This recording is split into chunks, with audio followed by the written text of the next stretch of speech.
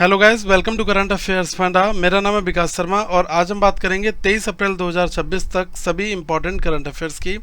ये सारे current affairs आपके अपकमिंग बैंकिंग, रेलवे, एसएससी सभी एग्जाम्स के लिए काफ़ी इंपॉर्टेंट हैं। सबसे पहले क्वेश्चन ऑफ द डे से स्टार्ट यहाँ पर करते हैं। तो कौन सी रिवर है जिसको गंगा ऑफ द साउथ के नाम से भी जाना जाता है? आप इसका रिप्लाई कमेंट सेक्शन में करेगा। और इस वीडियो के लास्ट में मैंने 5 क्वेश्चंस आपके लिए रखे हैं जो स्टैटिक जीके के हैं, काफ़ी इंपॉर्टेंट है। तो ये पूरा सेशन बहुत इंटरेस्टिंग होने वाला है, बहुत ही हाई क्वालिटी वॉल्यूम में जो आपको एमसीक्यूज मिलेंगे। डिस्क्रिप्शन एनालिसिस बहुत अच्छा यहाँ पर रहने वाला है। और ये जो पीडीएफ है वो आप करंट अफेयर्स फंडा का जो एनुअल सब्सक्रिप्शन है, ईयरली पीडीएफ प्लान, उसमें आपको ये मिल जाएगा। आप एप्लीकेशन पर जाएं, लिंक आपको डिस्क्रिप्शन में मिल जाएगा। पहला क्वेश्चन यहाँ पर रखा है आपके लिए मैंने, यूनेस्को द्वारा वर्ष 2026 के लिए किस शहर को विश्व पुस्तक राजधानी, जिसको हम लोग बोलते हैं वर्ल्ड बुक कैपिटल के रूप में नामित किया गया है? तो यहाँ पर हमसे पूछा गया कि कौन सा सिटी है जिसको जो है world book capital for 2026 by UNESCO के द्वारा यहाँ पर प्रोजेक्ट किया गया है। तो वो है राबात, मोरक्को का एक शहर। तो ये बहुत इंपॉर्टेंट यहाँ पर रहेगा।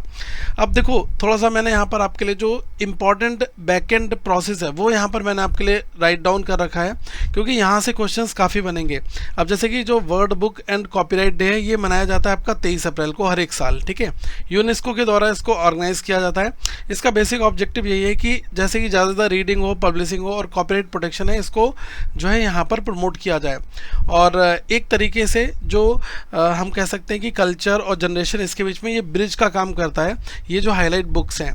तो ये यहाँ पर आप नोट कर लीजिएगा। और 23 अप्रैल को 2 और इम्पॉर्टेंट डेज हैं, एक है इंग्लिश लैंग्वेज डे और स्पेनिश लैंग्वेज डे। तो ये भी आपके मनाए जाते हैं।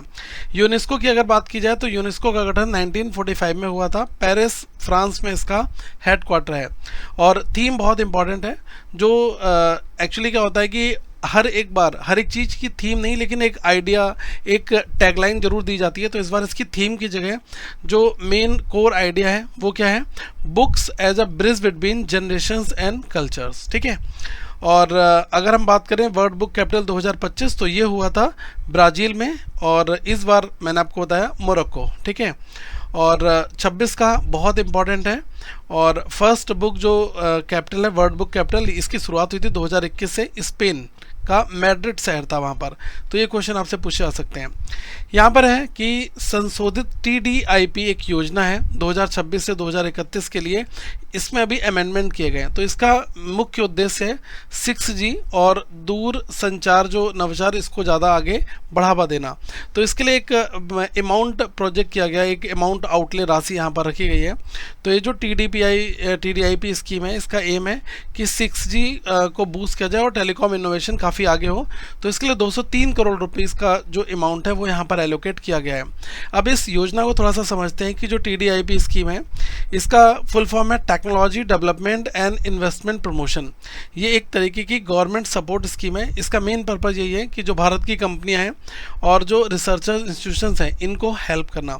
और एक तरीके से जो global telecom standard setting bodies हैं, इसमें ये पार्टिसिपेट कर पाएँ और भारत में रहते हुए इंडिजिनस जो टेलीकॉम टेक्नोलॉजीज़ हैं 5G 6G, इनको यहाँ पर डेवलप करें। तो मतलब इनको एक विश्व स्तरीय सेवाएं देने के लिए इनकरेज करना है।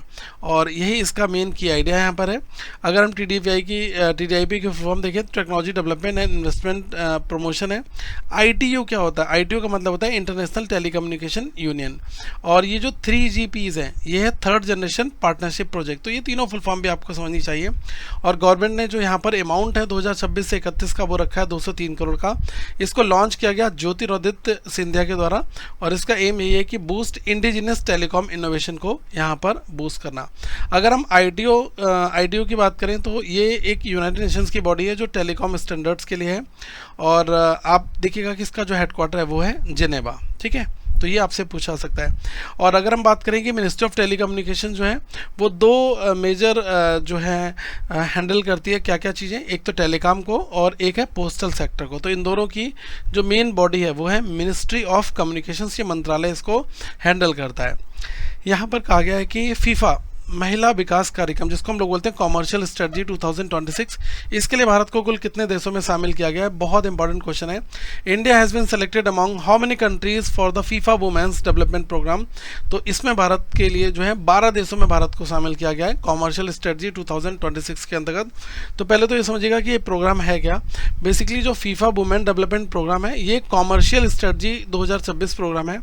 इसका मेन एम यही है कि जो फीफा का इनिशिएटिव है कैपेसिटी बिल्डिंग, तो उसको आगे फर्दर प्रमोट करना, और जो कॉमर्शियल स्ट्रेटजीज हैं वुमेन फुटबॉल्स के लिए, ठीक है, तो उन कंट्रीज़ में जो है ये मेन चीज़ है यहाँ पर, ठीक है। तो हेल्प कंट्रीज़ क्या है? Develop commercial strategies for the women's football. अगर हम फीफा की बात करें तो 1904 में ये बना था, और हेडक्वार्टर इसका पूछा आता है कई बार, ज्यूरिच स्विट्जरलैंड में है। और AIFF जो है वो एक तरीके की जो गवर्निंग बॉडी है फुटबॉल इन इंडिया भारत के अंदर, और AFC है एशियन फुटबॉल कॉन्फेडरेशन, तो ये एशिया में है फुटबॉल की बॉडी। और फीफा के प्रेसिडेंट पूछे जा सकते हैं, ये हैं गिनी इन्फेंटिनो, इनका नाम आपने देखा होगा, वैसे इनका पूरा नाम है GIOVANNI, गिनी इन्फेंटिनो, ये प्रेसिडेंट हैं 2016 से। और अगर हम बात करें कौन कौन सी कंट्रीज़ हैं जिसमें भारत भी सेलेक्ट हुआ है, तो वो 12 कंट्रीज़ हैं, और इसमें जर्मनी है, नीदरलैंड है, स्वीडन, कनाडा, मैक्सिको, घाना, जॉर्डन और पैराग्वे, तो ये है। और भारत का जो पार्टिसिपेशन है वो बहुत इंपॉर्टेंट है। और ये जो प्रोग्राम ड्यूरेशन है AIFF का, ऑल इंडिया फुटबॉल फेडरेशन का, ये है आपका मई से लेकर अक्टूबर तक का, ठीक है। तो ये टाइमलाइन भी आपसे पूछी जा सकती है। यहाँ पर अभी हाल ही में जो सेखा झील है पक्षी विहार, तो इसको अभी रामासर कन्वेंशन के तहत जो है रामासर साइट घोषित किया गया है। तो भारत में अब कुल रामासर साइट्स की संख्या 99 हो चुकी है, तो ये पूछा जा सकता है, ठीक है। अब आपको एक चीज़ बता दूं कि कई बार आपके माइंड में आता होगा कि यार ये वेटलैंड्स क्या होते हैं। देखो, वेटलैंड्स आप दो तरीके से समझ सकते हो। एक क्या होता है सीजनल वाटर बॉडीज़ कहीं पर डेवलप हो गई है और पानी से घिरा हुआ इलाका है, इसके अंदर अलग अलग तरीके के जो पक्षी हैं, अलग अलग तरीके की जो मैं कह सकता हूँ प्लांट्स हैं, वो यहाँ पर ग्रो करते हैं। कुछ होते हैं परमानेंट, ठीक है। तो ये दो चीज़ें यहाँ पर रहती हैं। तो इसमें आप देख लें कि जो सेखा झील बर्ड सेंचुरी है, इसको भारत की 99th रामासर साइट्स के तौर पर जाना जाएगा। और अब जो है उत्तर प्रदेश में जो रामासर साइट्स हैं वो कितनी यहाँ पर हो चुकी हैं, ये भी पूछा जा सकता है। उत्तर प्रदेश में जो रामासर साइट्स हैं वो 12 हैं, ठीक है। और ये जो अभी डिक्लेरेशन अनाउंस हुआ है, ये हुआ है भूपेंद्र यादव, जो यूनियन इन्वायरमेंटल मिनिस्टर, इनके द्वारा यहाँ पर किया गया है। और इसकी जो लोकेशन इकोलॉजिकल इंपॉर्टेंस बताई गई है वो है सेंट्रल एशियन फ्लाईवे, ठीक है। तो आप ऐसा समझिएगा कि यहाँ पर जो माइग्रेटरी बर्ड्स जो समुंदर पार करके दूसरे देशों से आते हैं, उसमें आप देखोगे जो है बार हेडेड गूज है और पेंटेड स्टॉक है, तो ये यहाँ पर माइग्रेटरी बर्ड्स आते हैं। और ये जो रामासर कन्वेंशन है, इसके तहत 1971 में जो है एक साइंड समझौता हुआ था ईरान में, ये बेसिकली। और इंडिया ने इसको बाद में ज्वाइन किया 1982 में। और भारत की जो पहली रामासर साइट थी वो थी उड़ीसा की चिल्का लेक, ठीक है। और ये जो केलौदी नेशनल पार्क है ये राजस्थान में है, ये बहुत अच्छा है। अगर आप जाओगे भरतपुर के पास में ये पड़ता है, तो यहाँ पर अलग अलग तरीके के पक्षी मिलेंगे आपको, और बहुत अंदर काफ़ी अच्छा बना हुआ है। मैं पर्सनली यहाँ पर विज़िट करके आया था एक बार। और जो रामासर साइट है वो वेटलैंड ऑफ इंटरनेशनल इंपॉर्टेंस दिखाती है हमारी, ठीक है। तो ये जो रामासर कन्वेंशन है, इसके अंतर्गत हमें जो इंटरनेशनल इंपॉर्टेंस पता चल पाए किसी भी एक साइट की, तो वेटलैंड मैंने आपको बता दिया पानी से घिरा हुआ इलाका, तो वहाँ पर अलग अलग पक्षी आते हैं जो नेस्टिंग करते हैं और अपने अंडे देते हैं, बड़े होते हैं वो बच्चे, और फिर वो फ्लाई कर जाते हैं, दूसरे देश चले जाते हैं। आपने देखा अलग अलग जगह से जो है पार करके यहाँ पर आते हैं, ठीक है। और फ्लाईवे हम लोग एक टर्म यूज़ करते हैं जिसको हम लोग बोलते हैं माइग्रेटरी बर्ड्स के लिए, ठीक है। एक रूट होता है जिसको हम लोग फ्लाईवे बोलते हैं। और वेटलैंड का मतलब होता है land area saturated with water, permanent हो सकता है और वो सीजनल हो सकता है। तो ये क्वेश्चन आपसे यहाँ पर पूछा जा सकता है, ओके। यहाँ पर कहा गया है कि जो लेफ्टिनेंट जनरल सागत सिंह राठौर हैं, तो हमसे यहाँ पर क्वेश्चन ये पूछा जाएगा कि जिनकी अभी हाल ही में प्रतिमा जो है राजस्थान में अनावरण की गई है, वे किस सैन्य विचार के लिए प्रसिद्ध हैं, ठीक है। तो इनका कौन सा रोल था मिलिट्री इनोवेशन में, लेफ्टिनेंट जनरल सागत सिंह राठौर का। तो ये थे इंडिया के पहले मिलिट्री हेलीकॉप्टर ऑपरेशन, ठीक है। तो ये था, इनके बारे में थोड़ी सी डिटेल यहाँ पर समझ लेते हैं। राजस्थान के जो सीएम हैं भजन लाल शर्मा, इन्होंने अभी इनकी जो स्टैचू है इसको अभी अनावरण किया है, कहाँ पर, चूरू में। और इनके नाम से स्टेडियम जो है उसको भी रीनेम कर दिया गया है, स्वागत सिंह राठौर स्टेडियम, ये भी जो है जाना जाएगा अब ये। और रोल इनका था, इंडिया चाइना वार थी, बांग्लादेश लिबरेशन वार थी, तो इसमें जो भारत के पहले मिलिट्री हेलीकॉप्टर ऑपरेशंस में इन्होंने अपनी सेवाएं दी थी। और इनको पद्म भूषण और PBSM जिसको बोलते हैं परम विशिष्ट सेवा मेडल, ये इनको मिला है। और इनका कैरियर अगर आप देखोगे तो 19 साल की एज में बीकानेर में इन्होंने आर्मी को ज्वाइन कर लिया था। और अगर हम पद्म भूषण की बात करें तो भारत का तीसरा हाईएस्ट सिविलियन अवार्ड होता है। और ये फुल फॉर्म पूछी जाती है कि PBSM क्या होते हैं, परम विशिष्ट सेवा मेडल, ठीक है। और ये हाईएस्ट ऑर्डर होता है आर्म फोर्सेस का, अलग अलग डिस्टिंग्विश सर्विसेज में ये दिया जाता है। इंडिया चाइना वार 1962 में हुआ था और बांग्लादेश लिबरेशन वॉर ये आपका हुआ था 1971 में, ठीक है। तो ये क्वेश्चंस जो मैं यहाँ पर आपको करा रहा हूँ ये इम्पॉर्टेंट भी हैं, और आप इसकी जो पूरी PDF है ये आपको करंट अफेयर्स फंडा के जो एप्लीकेशन है वहाँ पर आपको मिल जाएगी। तो आपको कोई टेंशन लेने की जरूरत नहीं है, सारी चीज़ें एक ही प्लेस पर जो है वो वहाँ पर दी गई हैं, ठीक है। तो इस चीज़ का आपको थोड़ा सा ध्यान रखना है। और एक चीज़ का और मैं कहूँगा कि कई बार इंपॉर्टेंट लोकेशन भी बहुत ज़रूरी रहती है। जैसे मैंने आपको ये बताया कि ये जो सेखा झील पक्षी विहार है, अगर इसको रामासर साइट्स बनाया हुआ है तो कई बार आपके मन में क्वेश्चन आता होगा कि यार इसकी लोकेशन भी पढ़नी है, तो यूपी में है। कई बार ये भी पूछ लेते हैं कि यूपी में किस जगह पर है, ठीक है। तो अगर आपसे ये पूछ लिया जाए तो ये है अलीगढ़ में, ठीक है। इसकी लोकेशन में और आपको बता रहा हूँ यूपी के अलीगढ़ में है, ठीक है।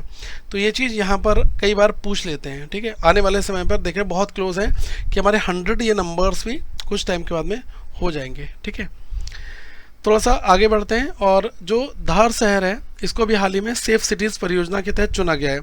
तो महिलाओं की सुरक्षा हेतु बुनियादी ढांचे के लिए कितनी राशि यहाँ पर आवंटित की गई है, तो यहाँ पर 10 करोड़ रुपीज़ जो हैं वो आवंटित किए गए। ये मध्य प्रदेश का एक धार सिटी है, ये अभी इसको रिसेंट में सेफ सिटीज़ प्रोजेक्ट के अंतर्गत चुना गया है। और वुमेन सेफ्टी इंफ्रास्ट्रक्चर पर काफ़ी सारे पैसे खर्च किए जाएंगे, तो 10 करोड़ रुपये जो है ये यहाँ पर खर्च किए जाएंगे, ठीक है। तो ये आप नोट कर लीजिएगा। और इसमें 10 करोड़ का अमाउंट ही मैटर है, 5 साल का मिनिमम ये ड्यूरेशन उन्होंने यहाँ पर रखा है। एक चीज़ और मैं यहाँ पर कहूँगा कि PM मित्र पार्क ये भी डेवलप किया गया था धार में, और ये 17 सितंबर 2025 को था। अगर हम कुछ स्टैटिक जीके यहाँ पर देखें तो ये जो सेफ सिटी प्रोजेक्ट है इसका मेन एम यही है कि ऐसे शहर बनाए जाएँ जो महिलाओं के लिए काफ़ी ज़्यादा सुरक्षित हो। मतलब जो भी एग्जिस्टिंग शहर है ना, तो वहाँ पर ऐसे CCTV इंस्टॉलेशन हो गया, ठीक है।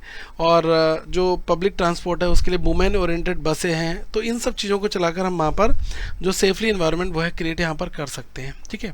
और ये जो PM मित्र स्कीम है ये भी आप थोड़ा समझ लो, ये mega textile park for manufacturing and export, तो उसके लिए स्कीम होती है।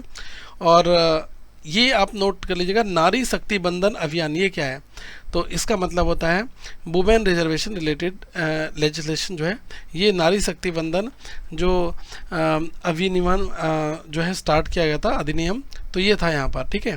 तो नारी शक्ति बंधन अधिनियम में जो वुमेन से रिलेटेड जो भी रिजर्वेशन होते हैं इससे रिलेटेड एक बॉडी को सेटअप यहाँ पर इन्होंने किया था, ठीक है। अटल पेंशन योजना जो हाल ही में चर्चा में है, तो आपसे पूछा सकता है कि कितनी राशि यहाँ पर सुनिश्चित की जाती है, तो 1000 से 5000 रुपये के बीच में आपको मिलते हैं APY अटल पेंशन योजना के अंतर्गत। और जो ऑलरेडी टैक्स पेयर्स हैं वो लोग इसमें एनरोल नहीं कर सकते, लेकिन यहाँ पर आप देखिएगा कि ये जो स्कीम है बेसिकली, ठीक है, ये इनकम टैक्स पेयर्स के लिए एप्लीकेबल नहीं है। टारगेट ग्रुप अगर आप देखोगे तो यहाँ पर 18 से 40 साल की इन्होंने एज यहाँ पर दे रखी है कि ये लोग इसमें इन्वॉल्व हो सकते हैं। और हाईएस्ट एनुअल एडिशन अगर आप यहाँ पर देखोगे तो 1.35 करोड़ जो नए सब्सक्राइबर्स जो हैं वो 2025 से 26 यहाँ पर आए हुए हैं। मई 2015 में इसको लॉन्च किया गया था। और PFRDA जो pension fund regulatory and development authority है वो इसको मॉनिटर करता है, उसके अंतर्गत जो है ये एडमिनिस्ट्रेटिव होती है। और जो अनऑर्गेनाइज सेक्टर के वर्कर्स हैं जैसे कि डेली वेजेस जिसको मिलता है, या फिर आप देखते हैं कि जो छोटी फैक्ट्री वर्कर्स में काम करते हैं, कहीं पर 15 किसी को मिल रहा है, कहीं पर 12,000 मिल रहा है, कहीं पर किसी को 18,000 मिल रहा है, तो इन लोगों के लिए ये जो स्कीम है बेसिकली, ठीक है।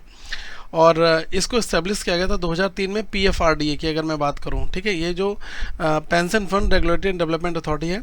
और APY की स्कीम की बात करोगे तो ये जो है सोशल सिक्योरिटी स्कीम है, आपको आपके बुढ़ापे में जो है ये पैसे देगी। 60 साल के बाद में आपको 1 से 5,000 रुपये पर मंथ जो है ये मिलेगा, डिपेंड ऑन योर कंट्रीब्यूशन, कितना आप कंट्रीब्यूशन यहाँ पर कहते हैं। और भी यहाँ पर है कुछ, आप देखोगे कि नेशनल पेंशन स्कीम NPS है। अगर हम फाइनेंशियल इंक्लूजन के इनिशिएटिव की बात करें, फाइनेंशियल इंक्लूजन का मतलब क्या होता है कि जो बैंकिंग सेवाएं हैं उनको जो है हर एक तबके तक पहुंचाना, चाहे वो रूरल हो चाहे वो अर्बन में तो वैसे ही मिल जाती है, गांव-गांव तक पहुंचाना। तो यही बैंकिंग जो फाइनेंशियल इंक्लूजन है इसका मेन मोटिव यही है, ठीक है। तो इसमें जनधन योजना चलाई गई थी, PMJJBY है, PMSBY है, बहुत सारी स्कीम्स जो है वो गवर्नमेंट लगातार चलाती है। ये क्वेश्चन बहुत बहुत इंपॉर्टेंट है। आपको बता दूं बेसिकली क्या हुआ है कि ब्राज़ील में अभी एक कंपटीशन काइंड ऑफ हुआ है, आप ऐसा समझ लो। तो जो भारत के चीज़ मेकर हैं ना वो वहाँ पर पहुँचे और उन्होंने जो है एक सुपर गोल्ड और गोल्ड और सिल्वर मेडल इसको यहाँ पर जीता। तो आपसे पूछा गया है कि जो मुंडियाल डो क्विजो डी ब्राज़ील जो 2026 में ये भारतीय चीज़ निर्माताओं ने निम्न में से कौन सी उपलब्धि हासिल की है। तो भारत के लोगों को भैया वहाँ पर मिला है सुपर गोल्ड, गोल्ड और सिल्वर मेडल, ठीक है। तो थोड़ा सा समझ लेते हैं कि ये जो इवेंट है ये एक international cheese and dairy competition था और ब्राज़ील में हुआ और बहुत अलग अलग कंट्रीज़ के लोग आए थे, लेकिन भारत ने यहाँ पर जब जीता समझ लो, क्योंकि इंडिया में जब ये चीज़ आई है तो काफ़ी इंपॉर्टेंट है। तो ये जो मेडल्स मिले, एक तो सुपर गोल्ड है, 2 गोल्ड हैं और 1 सिल्वर है, ये भारत को मेडल मिल रहे हैं। और अगर आपसे पूछा है कि भारत की परफॉर्मेंस क्या थी, तो इंडिया ने यहाँ पर पहली बार डेब्यू किया था, सबसे फर्स्ट टाइम यहाँ पर आया और excellent performance in very first attempt, बहुत पहले अटैम्प्ट में भी कितनी बेहतरीन परफॉर्मेंस यहाँ पर की। और जो विनिंग प्रोडक्ट है उसमें सुपर गोल्ड मिला है। एलेफ्थेरिया गुलमर्ग, ये ब्राई स्टाइल ये चीज़ हैं, ठीक है। गोल्ड की अगर मैं बात करूँ तो याक चुरपी सॉफ्ट, ये लद्दाख का है, गोल्ड है, इसको ही दोबारा से फिर गोल्ड मिल गया, ठीक है। और ये जो है काली मिरी, तो यहाँ पर सिल्वर मिला हुआ है। तो इसमें जो की पीपल अगर पूछा है कि इनसे रिलेटेड लोग कौन कौन से, तो इनका नाम है मौसम नारंग और थेनले नोरबो।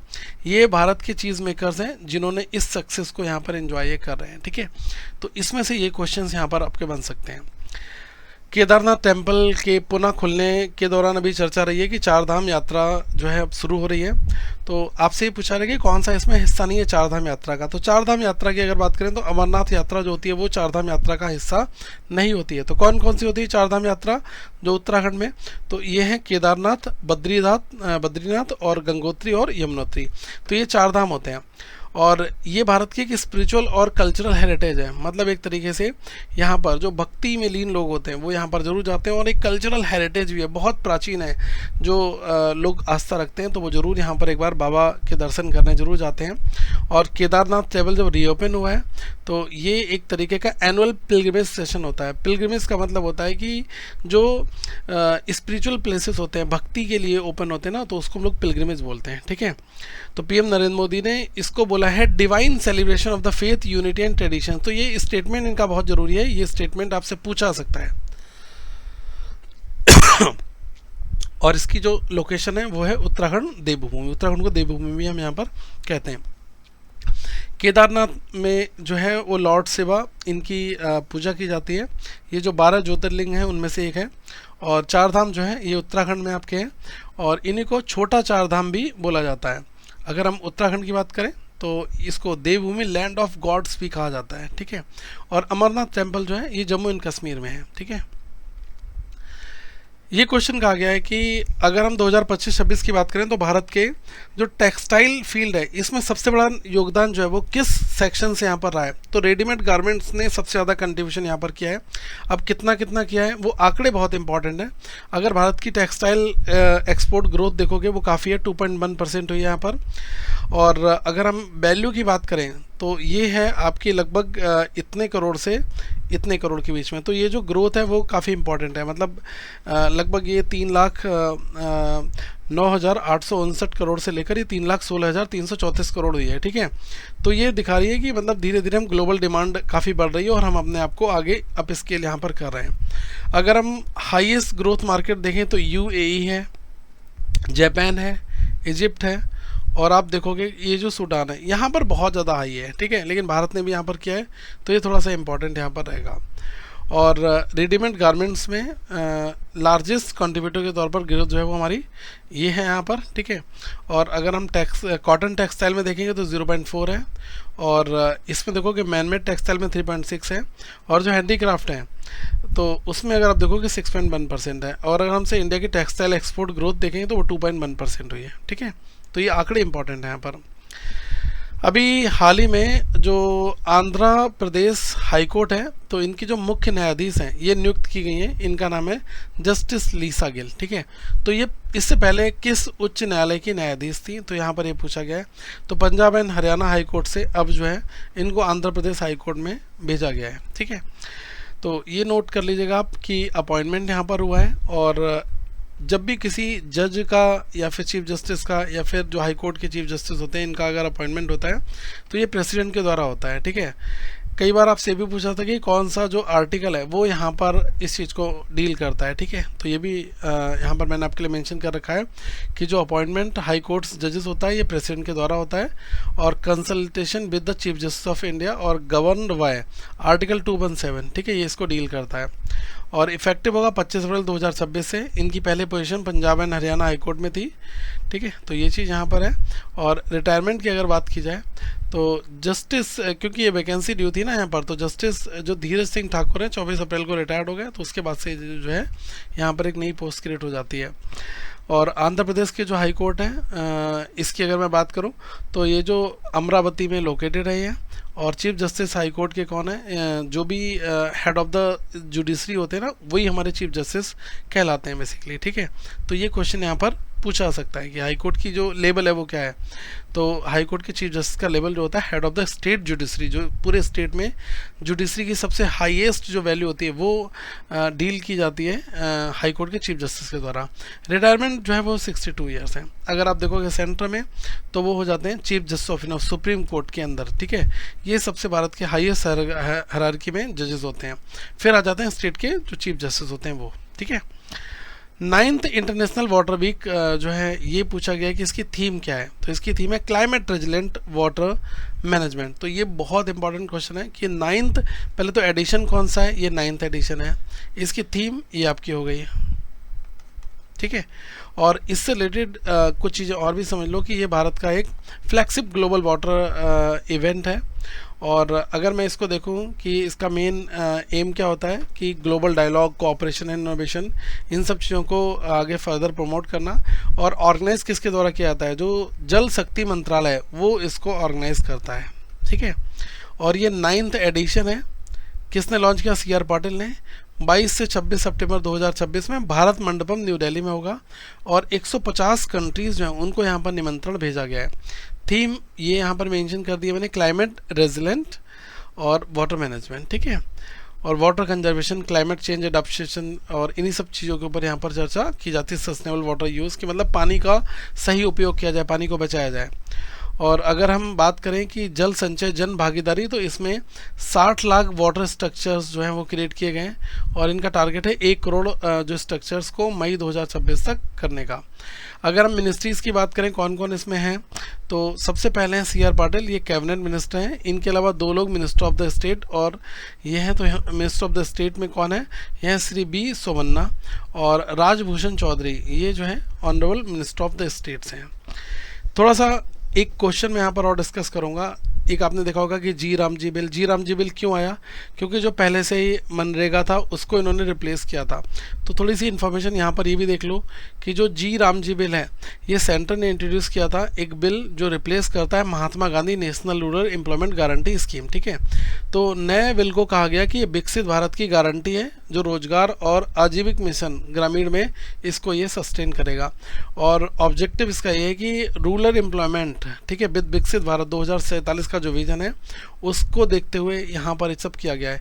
तो यहाँ पर कुछ चीज़ें बढ़ा दी गई हैं। जॉब गारंटी मनरेगा में 100 दिन थी, तो इसमें इन्होंने 125 दिन कर दिया है। अब इन्होंने कह दिया कि 60 और 40 का रेशियो रहेगा, 60 दिन सेंटर देगा, 40 दिन स्टेट देगा, ये शेयर कर दिया। ठीक है, फिर और भी इन्होंने यहाँ पर पैटर्न कर दिया है। पहले क्या था, 100% wage funded by the centre था, अब इन्होंने कह दिया 1910 रहेगा। ठीक है, अलग अलग जगह पर इन्होंने ये चेंज कर दिया। यूनिट टेरिटरीज में 100% है, और बेज का जो पेमेंट है वो 15 दिन में पहले हो जाता था, अब जो है वीकली होगा या फिर 15 दिन में तो हो ही जाएगा। इसका मेन कोर एम है कि रिड्यूस करना जो रूरल पॉवर्टी है, ठीक है, जो ग्रामीण क्षेत्रों में गरीबी उसको करना है। और ये ना यहाँ इन्होंने नया नाम दे दिया है कि 2047 तक जो विकसित भारत मिशन है उसके साथ इसको अलाइन करें ताकि सबका साथ सबका विकास यहाँ पर हो जाए। ये क्वेश्चन आपके लिए हैं, तो आप फटाफट इनके आंसर्स मुझे कमेंट सेक्शन में दीजिएगा, ठीक है, कि नासा कहाँ पर लोकेटेड है, ठीक है। तो ये 5 क्वेश्चन मैं आपके लिए हमेशा देता हूँ, जो इस सेशंस के आंसर देगा वेल एंड गुड। और आज मैंने जो लास्ट क्वेश्चंस पूछे थे उसमें ये था कि ब्लू ओरिजिन जो है ये वॉशिंगटन है, और जो न्यू ग्लेन रॉकेट है इसका जॉन ग्लेन के नाम पर नाम रखा गया, ठीक है। और ये 2000 किलोमीटर्स की जो है रेंज पूछी थी एक, और स्पेस भारत में जो स्पेस मिशन चलते हैं उसके लिए इसरो ऑर्गेनाइजेशन है, और जो स्पेसएक्स है वो किसका है, एलन मस्क का है, ठीक है। तो ये 5 क्वेश्चन मैंने लास्ट टाइम पूछे थे, कुछ लोगों ने सही आंसर दिए हैं, वेरी गुड, वेल डन, आगे आप ट्राई करेगा। और पूरा जो PDF है, पूरा जो टेस्ट सीरीज़ है फॉर्मेट में, वो आपको करंट अफेयर्स फंडा के एप्लीकेशन में मिल जाएगा। हमारा जो भी ये प्रीमियम सब्सक्रिप्शन है इसके साथ में आपको 1 ईयर की टेस्ट सीरीज़ भी मिलती है, प्लस साथ में आपको जो PDF का सब्सक्रिप्शन है वो भी आपको मिल जाएगा। तो आप फटाफट इसमें इनरोल कर लें। Thank you very much. और कोई भी डाउट है तो आप इस नंबर पर हमसे पूछ सकते हैं, ये हमारा व्हाट्सएप नंबर है 8448169188, और व्हाट्सएप करें। Thank you very much, have a good day to all of you once again guys. और टेलीग्राम पर जरूर ज्वाइन कर लेना, यहाँ पर भी आपको काफ़ी कुछ मिलता रहता है। Thank you.